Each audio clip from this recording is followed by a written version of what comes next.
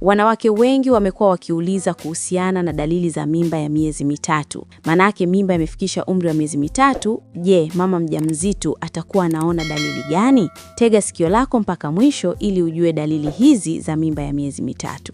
Mwisho wa video hii nitakupa ufafanuzi wa kina wa jinsi ya kukabiliana na hali hizi kwa kutumia mbinu asilia na mabadiliko ya mfumo wa maisha. Sasa ni kweli kwamba mimba ya miezi mitatu au umri wa miezi mitatu, mara nyingi wakina mama wengi wanapata changamoto nyingi sana. Ndio maana ni vizuri kujua dalili ambazo zinaweza kutokea wakati huo wa kipindi cha umri wa mimba inayofika miezi mitatu. Sasa kuna dalili ambazo nimeziweka, dalili 10 ambazo nitazielezea siku ya leo, na nitazielezea kwa ufupi sana au nitakutambulisha tu dalili hizi, na kama mama mjamzito ukiziona basi mjue kwamba ujauzito wako ni wa kawaida na usianze kufikiria kwamba labda una shida au kuna kitu kingine.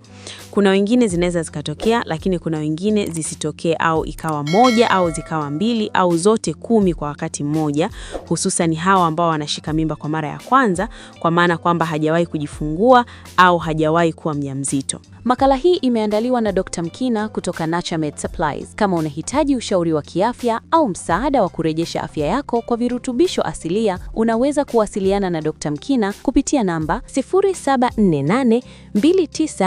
0748294113 ambazo pia zinapita chini ya video hii. Jambo muhimu sana ni kwamba tunazo bidhaa mbalimbali zilizoandaliwa kwa misingi ya kibiolojia zinazoweza kusaidia changamoto yako ulionayo. Bidhaa zetu zinatoka India, Ghana, China na hapa Tanzania na nchi zingine. Na kama ni mara yako ya kwanza kutazama video zetu, na kukaribisha sana kubonyeza neno subscribe chini ya video hii na kuwasha alama ya kengele iliyopo pembeni yake ili uwe wa kwanza kupata taarifa ya video mpya kila tunapozi-upload. Kama umeshafanya hivyo, asante sana na twende pamoja mpaka mwisho. Dalili ya kwanza, kichefuchefu na kutapika. Dalili ya kwanza ni kwamba mama mjamzito kama kawaida kwamba atakuwa anaona tu kichefuchefu asubuhi na anaweza akawa anatapika. Kwa hiyo hii ni hali ya kawaida katika ujauzito, lakini pia inaweza ikazidi na ikaita changamoto nyingine kwenye ujauzito. Dalili ya pili, kukojoa mara kwa mara. Dalili nyingine ni kwamba mama anafikisha miezi mitatu, manake ule mfuko wa uzazi unakuwa umekua, manake kwenda juu, na wakati mwingine unaweza ukasukuma kibofu cha mkojo. Kwa hiyo kibofu cha mkojo kitakuwa hakikai na mkojo kwa wakati au kwa muda mrefu sana. Kwa hiyo mwisho wa siku mama utakuwa na ile tabia ya kwenda kukojoa mara kwa mara. Kuna mama huwa wanachanganya na wanajua kwamba wana UTI, lakini unakuta hawana UTI kwa sababu tu ya ukuaji wa mimba na ule mfuko wa uzazi umeenda kusukuma kibofu cha mkojo na mama anakuwa anakojoa mara kwa mara. Dalili ya tatu, choo kigumu na constipation. Dalili ya tatu, mama atakuwa anapata choo kigumu na kitaalamu tunaita ni constipation kwa sababu tu ya mabadiliko ya hormone. Mara nyingi kunakuwa na ongezeko kubwa sana la hormone ambayo inaitwa progesterone hormone, na hii hormone mara nyingi inapelekea kwamba ule mwendo sogo mzuri wa haja katika utumbo inakuwa hauendi vizuri.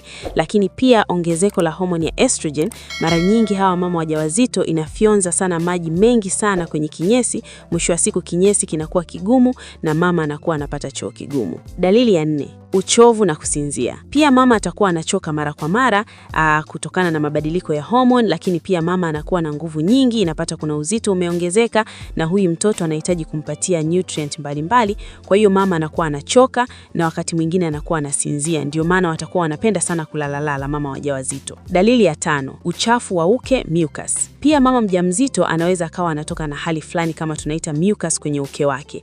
Na hii kazi ya hii mucus ambayo inatoka, wakati mwingine mama anaweza akawa kama sio kawaida, inakuwa inatoka kwa sababu ya kuhakikisha kwamba kama kutakuwa na bakteria kwenye uke wa mama waweze kutoka nje kwa njia hiyo. Ndio maana kunakuwa na hiyo mucus inatoka mara kwa mara.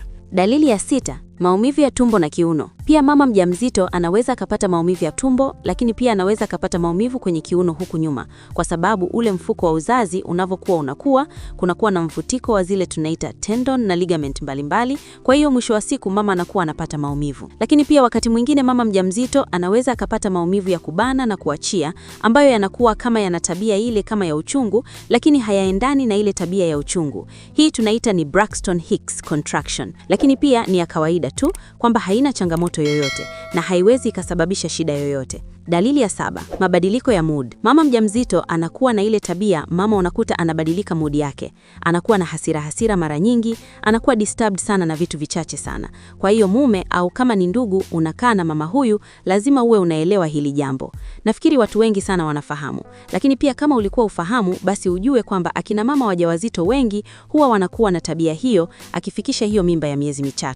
Dalili ya 4, kiungulia, heartburn. Mama mjamzito tuseme kwamba katika katika muda wake wote wa mimba au katika kipindi chote cha mimba, hawa mama wajawazito walio wengi sana wanapata kiungulia. Wanapata kiungulia kwa sababu tuseme kwamba mfuko wa uzazi ndani unakuwa na mtoto, na mtoto anapozidi kukua, basi unakwenda kusukuma kwenye lile tumbo la chakula. Unapokwenda kusukuma kwenye lile tumbo la chakula, basi mwisho wa siku mama mjamzito anaishia kupata kiungulia kwa sababu kile chakula kimeanza kurudi kwenye koo la chakula, na ile acid ina mtindo kama wana tabia ya kuchoma ile sehemu ya chini ya koo la chakula, na mwisho wa siku mama anakuwa na kiungulia mara kwa mara. Dalili ya 9, kuvimba miguu. Pia mama mjamzito anaweza akapata dalili za kuvimba miguu. Anaweza akawa anavimba miguu, lakini wakati mwingine anaweza akawa anavimba mishipa ya miguu kwa sababu ya ukuaji wa mfuko wa mimba au tumbo la uzazi. Matokeo yake ni kwamba unakwenda kusukuma na kuweka shinikizo kubwa sana kwenye ile mishipa ya damu ambayo inakwenda kwenye miguu, na mwisho wa siku damu inakuwa inashindwa kupandisha kurudi kwenye moyo. Matokeo yake mama anakuwa anavimba miguu.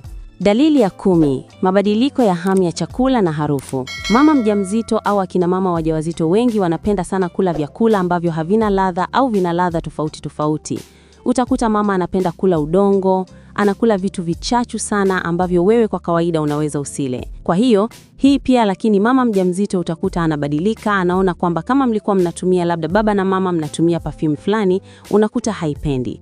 Hii ni kwa sababu tu ya mabadiliko ya homoni. Na akifikisha kuanzia miezi 4 kwenda juu, anaweza akawa akabadilika na asione mabadiliko hayo. Lakini pia baba wanatakiwa kufahamu kwamba hicho ni kitu cha kawaida sana. Na kuna mambo mengine mengi sana, kwa mfano kuongezeka kwa uzito, hii ni dalili ambayo ipo. Lakini pia mama mjamzito kwenye matiti yake utakuta kuna zile tezi ambazo tunaita ni tezi za Montgomery, zinakuwa zinavimba na pia kuna rangi nyeusi inakuwa inatokea. Lakini kuna mambo mengine ambayo yanaweza yakatokea kuanzia miezi 4 kwenda juu. Kwa mfano kuna kubadilika rangi, unakuta kwenye paji la uso, kwenye mashavu na kwenye pua, tunaita mask of pregnancy. Kwa hiyo mama anakuwa na dalili nyingine nyingi sana. Ufafanuzi wa kina wa jinsi ya kukabiliana na hali hizi kwa kutumia mbinu asilia na mabadiliko ya mfumo wa maisha. 1. Udhibiti wa kichefuchefu na kutapika, morning sickness. Hali hii husababishwa na kuongezeka kwa homoni ya HCG. Matumizi ya tangawizi. Tangawizi ina vimelea asilia vinavyotuliza kuta za tumbo na mfumo wa neva unaochochea kichefuchefu. Tunashauri kunywa chai ya tangawizi ya vuguvugu asubuhi kabla ya kuinuka kitandani. Kula kidogo kidogo. Tumbo tupu huzalisha asidi nyingi inayoongeza kichefuchefu. Badala ya kula milo 3 mikubwa, kula milo midogo mara 5 hadi 6 kwa siku ili kuweka kiwango cha sukari mwilini kikiwa sawa. Vyakula vikavu. Kula biskuti za ngano au mkate mkavu asubuhi kunaweza kusaidia kufyonza asidi ya tumbo. 2. Afya ya mfumo wa choo, constipation. Kuongezeka kwa homoni ya progesterone hulegeza misuli ya utumbo, jambo linalofanya chakula kitembee polepole. Ongeza fiber au nyuzinyuzi. Kula mboga za majani kama mchicha na kima, matunda, papai, parachichi na nafaka zisizokobolewa. Hizi husaidia kusukuma mabaki ya chakula kwa urahisi. Maji ya vuguvugu. Kunywa angalau lita 2.5 hadi 3 za maji kwa siku. Maji yanasaidia kulainisha kinyesi ambacho homoni ya estrogen hujaribu kukikausha kwa kufyonza maji mengi. 4. Uchovu, kusinzia na kuvimba miguu. Mwili wa mama unatumia nishati nyingi sana kutengeneza kondo la nyuma, placenta, na kumpatia mtoto virutubisho. Pumziko la kimkakati. Usijilazimishe kufanya kazi nzito. Sinzia kidogo mchana, power naps, ili kuruhusu mwili kurejesha nishati. Mzunguko wa damu. Kwa kuwa mfuko wa uzazi unakandamiza mishipa ya damu inayotoka miguuni, damu hutuama na kusababisha uvimbe. Unapokaa, weka miguu juu ya kiti au mto ili kuruhusu damu itiririke kwa urahisi kurudi kwenye moyo. 5. Usafi na kinga ya maambukizi, mucus. Ongezeko la uchafu mweupe, leukoria, ni kinga ya asili ya mwili kuzuia bakteria wasiingie kwenye mji wa mimba. Mavazi. Vaa chupi za pamba, cotton, pekee ili kuruhusu hewa kupita na kuzuia fungus au harufu mbaya. Usafi. Osha sehemu za siri kwa maji safi pekee. Epuka sabuni zenye kemikali kali zinazoweza kuharibu uwiano wa asidi pH ya ukeni. 6. Msaada wa kisaikolojia. Mood swings. Mabadiliko ya haraka ya hormone huathiri mfumo wa neva na hisia. Uvumilivu. Ni muhimu baba na watu wa karibu kuelewa kuwa hasira au kulia bila sababu si hiari ya mama, bali ni matokeo ya kikemia mwilini. Mazungumzo ya upendo na mazingira tulivu ni tiba tosha.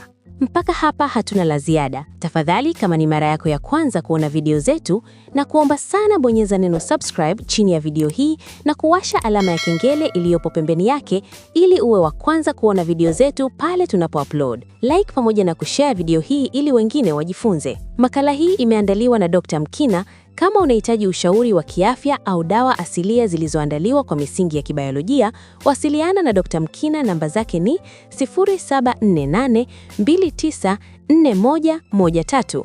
Pia zinapita chini ya screen ya video hii. Kumbuka kuwa Naturemed Supplies inajitahidi kuhakikisha kuwa kila mwanadamu anakuwa na afya njema kutokana na vitu asilia. Asante kwa kutazama video hii mpaka mwisho. Ubarikiwe sana, tukutane tena kwenye video zijazo.